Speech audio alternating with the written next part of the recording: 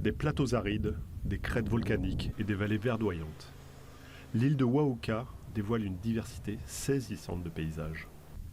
Pour sillonner ces terres, la randonnée à cheval est une tradition.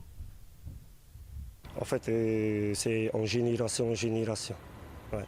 C'est transmission au message. Hein.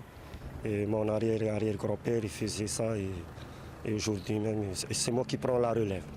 Ah, c'est vraiment magnifique, incroyable. J'en ai fait 2 moi.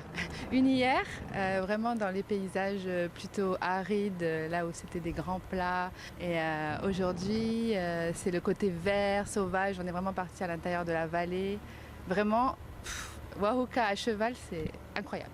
Pour les plus endurants, la découverte se poursuit à pied, chaussures lacées, au fil des sentiers. Un petit footing tranquillement pour découvrir l'île et puis voilà la beauté de l'île, voir un peu s'il y a des différences avec Kivawa aussi.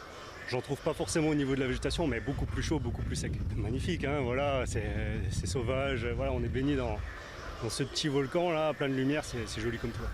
Mais Wahouka, c'est aussi la rencontre entre la mer et la terre.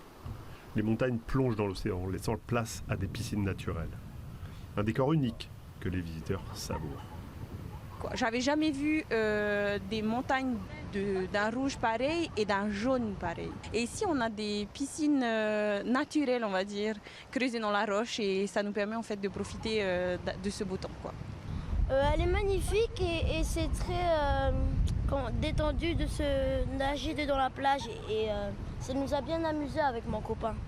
On a vu un gros poisson et plein de petits cailloux. Entre montagnes flamboyantes et eau cristalline, Wahouka séduit par son authenticité et sa beauté naturelle. Une île discrète, mais inoubliable, qui offre à ceux qui la découvrent un voyage hors du temps.